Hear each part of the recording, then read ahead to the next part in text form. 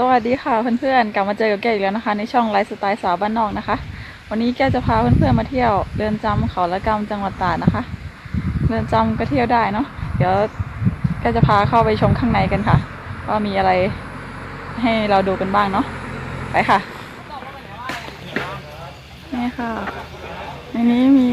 กระต่ายด้วยนะคะเต็มเลย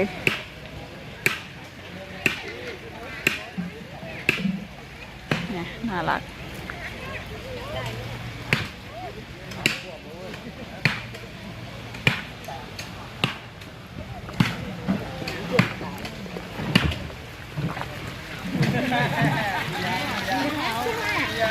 กูดำสี่ตัวไม่นี่ ปลาเลยเนี่ยปลาโอ้ยตายแล้วน่ารักอ่ะหมูป่า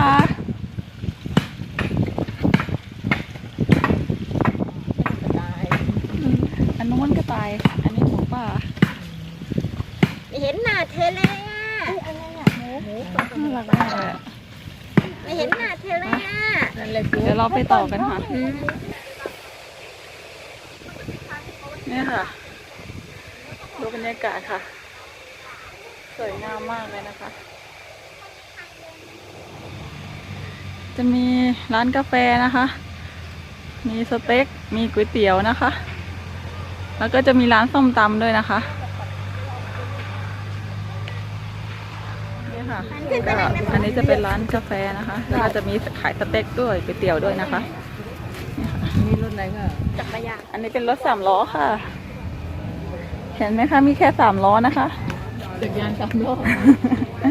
จริง มีหมา ว่ากุหลาบสวยขนาดร่มเรือนที่เดียวกัน รักบันเหลือรักไปเลย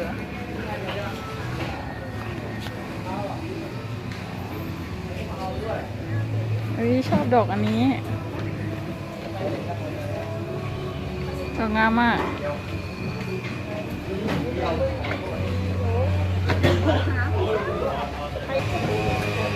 นี่นะคะบรรยากาศข้างบน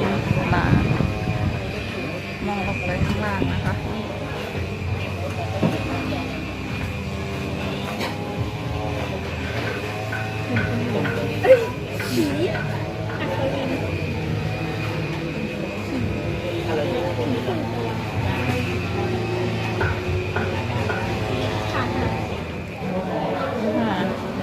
เยอะวิลล่านะคะ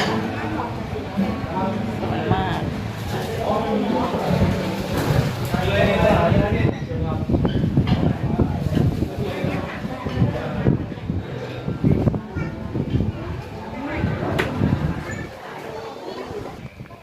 นี่ไอ้ตัวนี้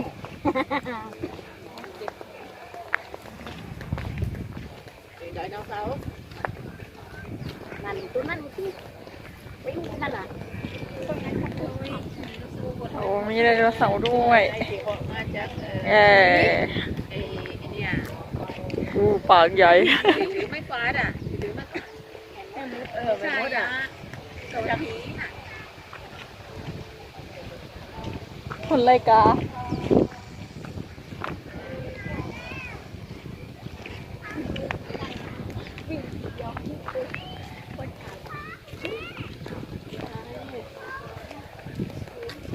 นี่หมา2 ตัวตัวนี้ เธอจะไปดูปลาคาร์ฟอ่ะเธอยังไม่ถึงเลยหมาไปหลังอ่านหมาดี ยุทธนาวีเกาะช้าง นามีมันได้ถึงไปนั่งบนหลังหมาดูหางมันตั้ง ไอ้ตรงนั้นเป็นร้านส้มตำ ผ่านไปเสร็จนั่นอ่ะผ่าน โอ้มีอันนี้เขาจะมีให้อาหารปลาด้วยนะคะเนี่ยปลาเยอะแยะเลย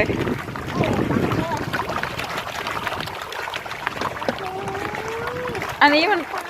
เป็นปลาทับทิมไม่ใช่เหรอ ปลาทับทิม นี่ ปลา ตามประเทศไม่ใช่ เทศ มีปลาหมอเทศกับปลาทับทิมว้าว ปลาเดียว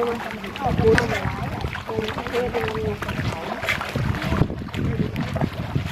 ว้าว ใครขับจาก ดี๋ยวเนี่ยเอาดูใบมันให้โอ้ตก โอ้ย มันก็ดูแม่ยังไม่เห็นสักตัวแม่ทำไมไม่เห็นเนี่ยแม่ไม่ให้เหรอ นี่ไงเนี่ยปลาดุกตัวใหญ่ๆเลยเนี่ย นี่ไงปลาดุกเนี่ย ปลาดุกก็มีเนี่ย ไก่ย่างเนาะ เนี่ยปลาดุกก็มี อาปาก ไอ้บิ๊กเอ็ม บิ๊กเอ็มบิ๊กอุ้ยแหมบิ๊กเอ็มด้วยนะ ตัวบิ๊กอิวไอ้บิ๊กเอ็ม ไปดูเหม็นน่ะไปดูน่ะเหม็นน่ะ หมดยังไปหาป้า อันนั้นปลานินใช่ไหมหรือปลาหมอเทศอ่ะ ปลาหมอเทศปลานินลูกมันแม่หาปลาหมดแล้วนะปลาหมอเทศเป็นมาคนก็ปลานินจะปลาทับทิมแล้วใคร ตั ไป ว เย เย อะ อะ มาก มาก มันไปนู่นมันตามมาได้ไงอ่ะเลยมันตามคนน่ะ ก็มันเห็นแล้วมาก็รีบว่ายมาแล้วอ่ะ มันรู้ว่าจะเอาอาหารมาให้มันนะ มองจากมุมล่างนะคะนี่สวยงามนะคะ เมื่อกี้ให้มองจากมุมบนลงมานะคะนี่อันนี้มองจากข้างล่างขึ้นไปนะคะ โอ้แม่ปลาดุกอันนี้ถึงหมดเลยอ่ะ นี่นะคะ อันนี้เป็นปลาหมอ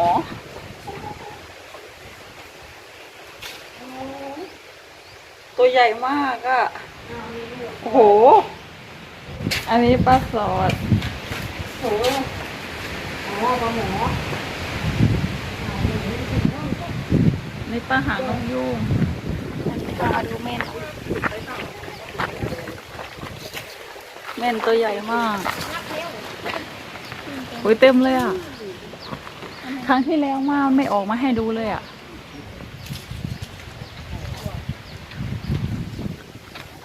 เดี๋ยวลองแก้วลองเอาติ่งไปใกล้ๆมันจะกินไหม จะ ไม่น่ารักค่ะ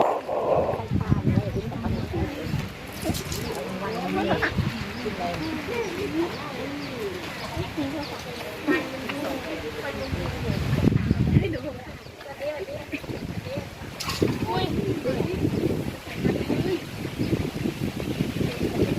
ลงถ่ายรูปได้ครับลงไม่ได้ถ่ายรูปได้ กลัว ลงไป กลัว ไม่ได้เท่าไหร่หรอกครับ ลงไปได้ไหม เป็นได้อันนั้นตามมันน่ะ เฮ้ยมันกินใบนั่นด้วยอ่ะนั่นอ่ะเร็วฝันจับมันได้เลยดูมันดูก็ฝันมันนั่งหมดนั้นแล้วฝันก็เอามันลงไปถ้าเราโดนมันไม่กัดเลยมันไม่กัดเยอะ กลัว มันจะกินมันสงสารเลยอ่ะ เดี๋ยวมันมั่งน่ะ ตัวที่มันจะรับหลังตัว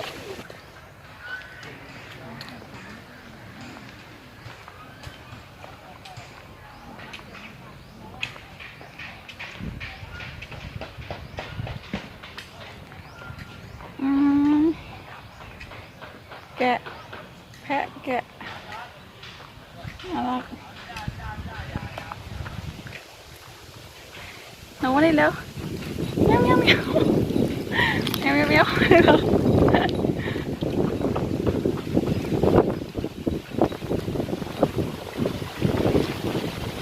นี่เร็วตัวหนูตัวเล็กมานี่เร็ว ให้ฝันให้แล้วตัวอะไรร้องเป็ด นี่เร็วมานี่แล้วหนู ตรงนี้แหละแล้วมันก็เด็กดีเนาะโอ้ยทำไมไม่กินน้ำอ่ะโอ้ยจับได้ด้วย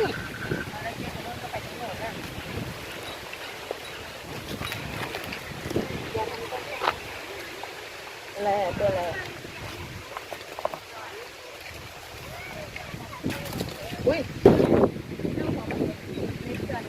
น้องมานี่เร็ว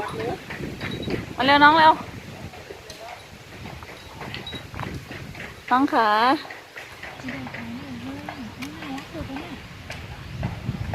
เดี๋ยวค่อยๆจับยกเองจับยกอุ้มมือ ค่อยๆยกหน้าอกมันยกหน้าอกอ่ะ อืม สวยด้วย ดูขอทักทายกล้องครับ ดูเอาเลียใหญ่แล้วจะกินกางเกงด้วยอ่ะ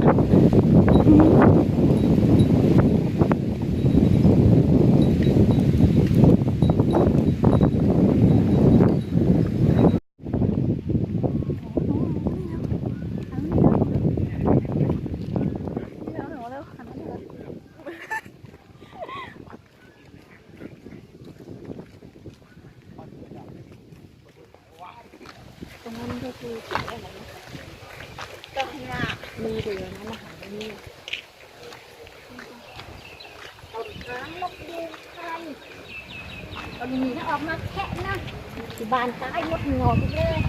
อะไรก็ เป็นยูงไทย กดแดง อ๋อมันคือดอกอะไรอ่ะดอกทานตะวัน หอมนะ จำได้ อยากมาดูหมูที่นั่นก็จะเดี๋ยวเรามาขี่หมู มิ้นขอบคุณคำฟัง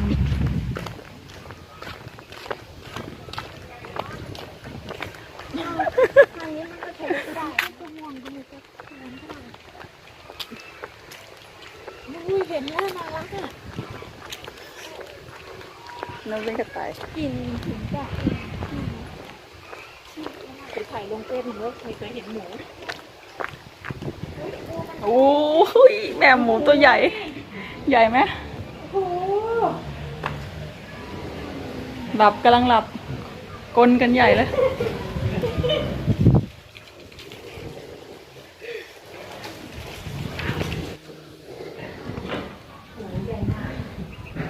ตัวใหญ่มากอ่ะ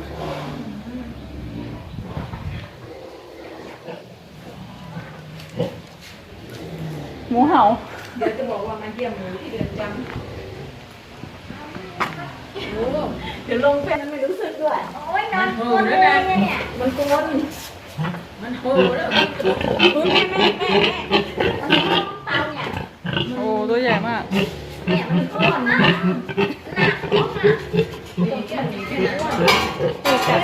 อุ้ยน่ากลัวกัดเหล็กด้วย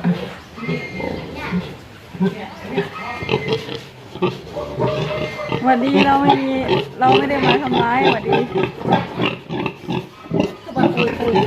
ต้องไปเลยมันเห็นระจับเลยจ้ะสมกับสีชมพูนะ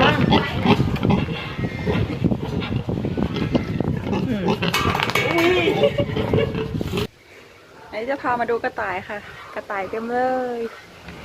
นี่อยู่ข้างล่างเต็มเลย ว้าว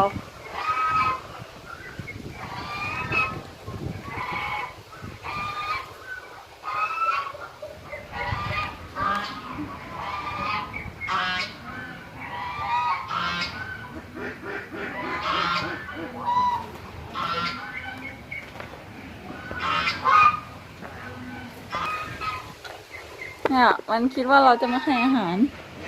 เห็นมีอาหารขายเลยอ่ะ จริงๆ ตรงเนี้ยเขาให้อาหารได้เขามีขายนะ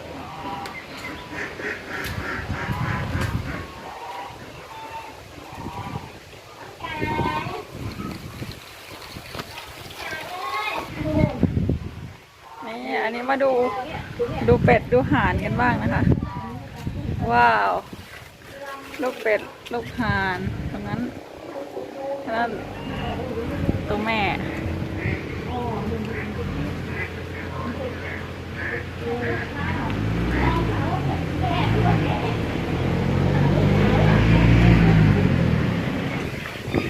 อันนี้พามาดูเป็ดกราฟกันบ้างค่ะ เป็ดกราฟกราฟ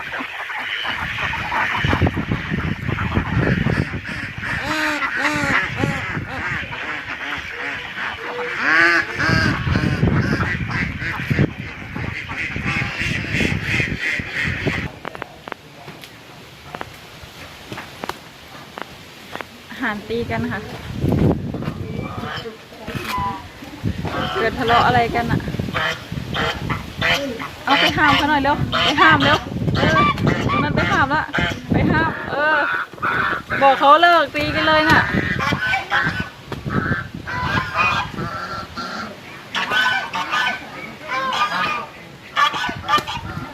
ห้ามเขาอีก3 ตัวทำไมไม่ไปห้ามเขาล่ะตัวห้ามมาแล้ว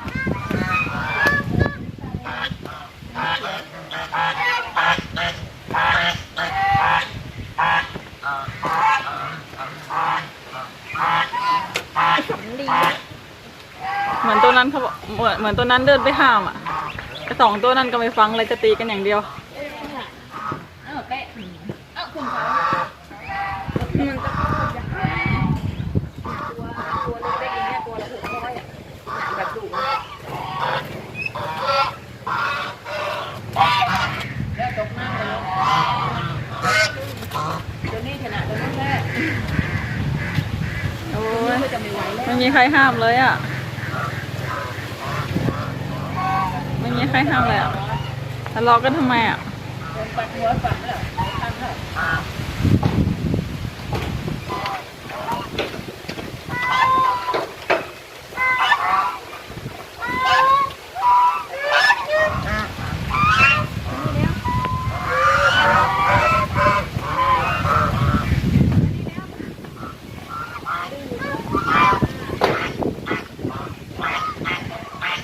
ดูตัวนั้นไปห้ามอีกแล้วดู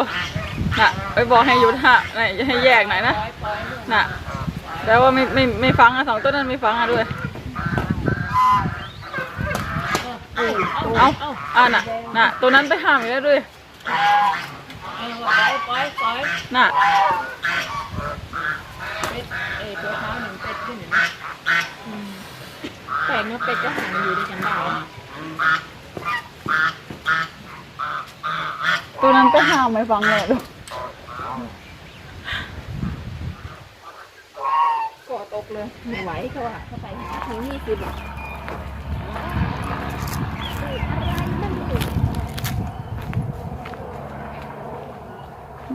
โถฟักยาว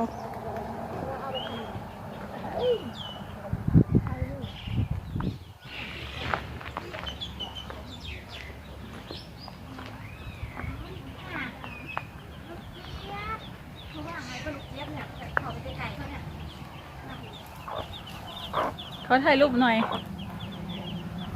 เขาถ่ายวิดีโอหน่อยไม่ได้ทำอะไรจ้ะ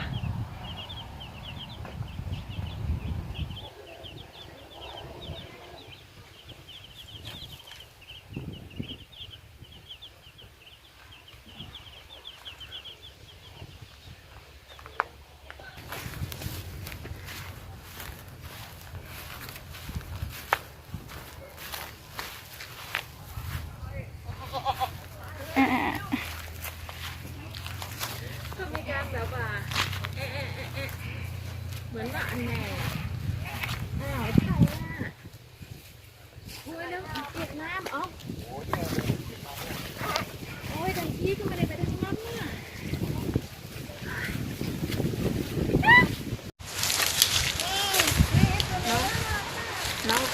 ตัวนี้น่ารักมากเลย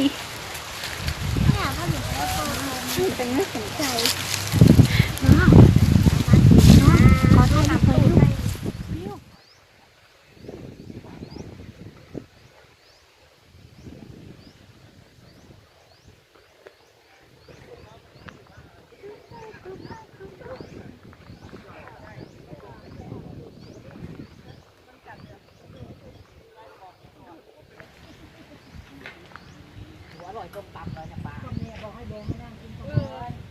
ไม่ดูผักอ่ะ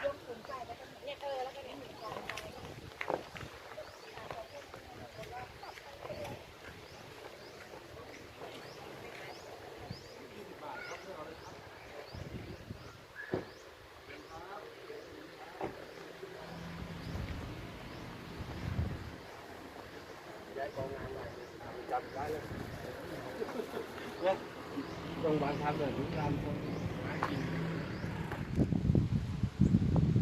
ค่ะ อันนี้เจ้าก็พาเดินจนทั่วแล้วนะคะ ก็เดี๋ยวก็จะกลับแล้วค่ะ ก็ถ้าเพื่อนคนไหนสนใจมาเที่ยวจังหวัดตราดแล้วไม่มีที่จะไปก็แวะมาเที่ยวที่นี่กันได้นะคะเรือนจำเขาละกำจังหวัดตราดค่ะ